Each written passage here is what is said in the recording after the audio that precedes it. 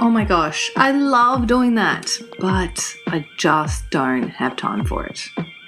Man, I have heard people say that so many times before, and every time I do, it just makes me feel a little sad, you know? I assumed that it was just a normal part of adulthood, but that really sucks, you know? Why do we spend so much time working and doing chores and life admin and not enough time doing the things that actually make us feel good and make us feel happy? My name is Gatling, and I'm going to shake up that saying today. I want to share with you a life hack that I've recently come across that will help you get more of what you love into your everyday life. So welcome. This is Creativity Uncovered, and this is my podcast where I uncover how everyday people find inspiration, get inventive, and open their imagination. And generally, I interview a guest and explore how they find creative solutions, and then we share some tried and tested ways for you to summon this creativity the next time you need it. But today, I want to share this life hack that I stumbled across recently because it's worked for me, and I think it will work for you too. This hack has let me add more of what I love into my life. You know, I really wish this was an intentional thing, but it wasn't. I just happened to come across it. And now that I've realized how much extra happiness this has brought into my life, I just knew I had to jump on here and share it with all my lovely Creativity Uncovered friends. So if you've been listening to this podcast for a few episodes now, you would know that I've interviewed a number of writers and authors recently. And I've just loved these chats because my guests have been so open and articulate and generally just fun to talk to. But embarrassingly, at some point, either on air or off air, I've had to actually confess to my guests that I don't know much about the genre they write about, because their particular style of writing is just not something I ever naturally gravitate to. Because you see, I don't read fantasies or epics, and actually I don't really love non-fiction books at all. The things I like to read are biographies and autobiographies. And I'm not picky about which ones I read. In fact, how I choose the next book I'm going to read is either if someone gifts it to me as a present, or they lend it to me, or my personal favorite is when I go to the op shop, I go to the thrift store, I find a secondhand book there, and I dive into it. Now, I don't mind who it's about. It could be about someone who I know well, or I've heard of in passing, or I may not even recognize them at all. And so I pick up these books and I read a lot about the life story and the journeys and the ups and downs of these people who are all generally famous, but they're all from all walks of life. Sometimes they're sports stars and sometimes they're politicians, actresses. There's someone who's done a good deed or someone who's done something epic like walking across Australia. But to me, it doesn't matter who it is or what they did. I just love reading these types of books. But like most busy people, I actually don't spend a lot of time reading. Well, not as much as I would like to anyway. And since I've been interviewing some authors recently, I've been kind of reflecting of what is it about them that I love? Why do I pretty much solely read biographies and autobiographies? Oh, and books about creativity. But what is it about this genre that draws me in? Because, as I said before, I'm not really fussed about who it's about. I just want to know their story. I love to understand people, and I love to know where they come from and where they're going. I love to know the journey along the way, the decisions that have been made along each step of that journey, the reasons for taking one path and not the other, the influence they've had on others and what influences others have had on them. how they've handled the lows, how they celebrate the highs, how they pick themselves back up again, how they pivoted, set new directions, and strode courageously forward. I'm just curious. I'm just curious to know all these things. I'm just always trying to understand what makes people tick and why do they do what they do. And there's another reason. You see, I'm quite a reflective person. I'm pretty self-critical and I'm always assessing the way that I carry myself and the decisions that I've made and whether the path that I'm carving for myself is the best possible one. It's not a negative thing. It's just like I like to think deeply about things. And, potentially my training as a teacher has made me like this because if you know a teacher, you know that teachers are the most reflective people out there. They're unbelievable. But to me, there's something about reading a summary of someone else's life that really makes me reflect on my own. And I often find myself wondering, would I have done the same thing if this were my story? If I were in their shoes, would I have done the same or would I have done differently? Could I even do what they do? Could I do what they have done?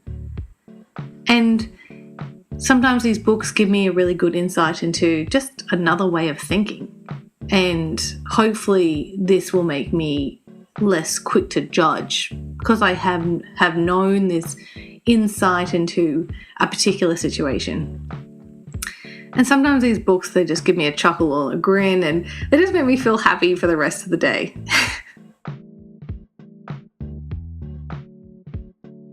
So this is where my hack comes in. The one I mentioned earlier about squeezing in more of what you love into your day. Because after thinking about why I like biographies and autobiographies, my mind turned to this podcast and I realized that actually this podcast is the same thing.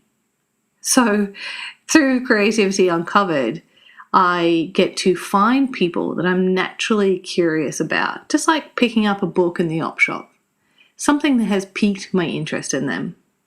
And then I research the guests and I find interesting things about the story that I want to know more about. So this is kind of going through the chapters of the book.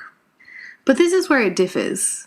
So unlike reading a biography, during the podcast, I actually get to delve deeper into some of these things that have caught my eye. And I get to ask questions and I get to clarify.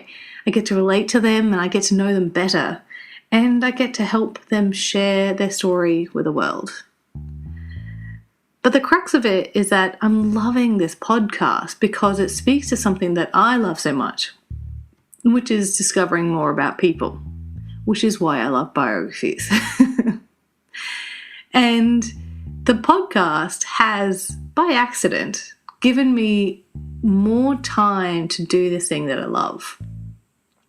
So now, even though I don't get to read every single week, I do actually get to spend time with my guests every week. And I realize now that that's kind of the same thing. And I feel really, really happy that I've stumbled across this because, what is wrong with adding these extra opportunities to delve into the things that you love more regularly in your life? And this has got me thinking, how can we find new ways of injecting the things that we love into our lives? I mean, I found it through this podcast, but what else could I be doing to add more of my other interests into my daily routine? And how can you do this too? I mean, you certainly do not need to go to as much effort as making a podcast. For example, if I weren't doing the podcast, another way I could get my fix is simply by looking up more biopics on Netflix or YouTube. Or I could join more networking sessions to get to know the people in my local community. Or maybe even as simple as just asking better questions of my friends and my family and trying to get to know them a little deeper and a little better. So that's just my example, but what is yours? Like, what are the things that make you happy? And if you think about that thing and you get that in your mind, I want you to consider, what are some different ways that you can get that same feeling, that same reaction in your life in some other ways? So that's my hack. For me, it has worked out with combining something I love with creativity, and now I've realized it just makes me even happier when I do my podcast. But I'm super keen to hear from you all about this one. So send me a message or pop a comment under the episode, because I want to know and I want to have a conversation about it. Because I truly believe that the more we talk about it, the more we share different opportunities for people to be able to tap into that happiness and that joy, it's going to give more opportunities for other people to do the same. And what is not to love about that? So thanks so much for tuning into this solo episode of Creativity Uncovered today. I hope this episode has inspired you to think about what you love doing and you're just not doing enough in your life, and to start to explore the different ways that you may be able to splice that into your daily routine in other ways. And as always, I hope that this episode helps you summon creativity the next time that you need it. Take care.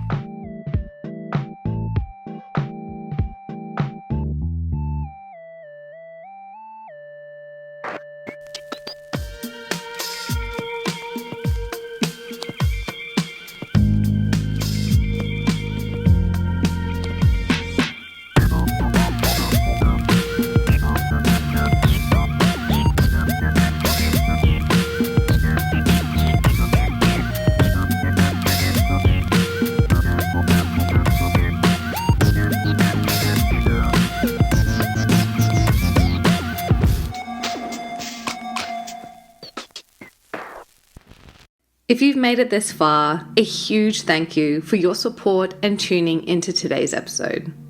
Creativity Uncovered has been lovingly recorded on the land of the Cubby Cubby people, and we pay our respect to elders past, present, and emerging.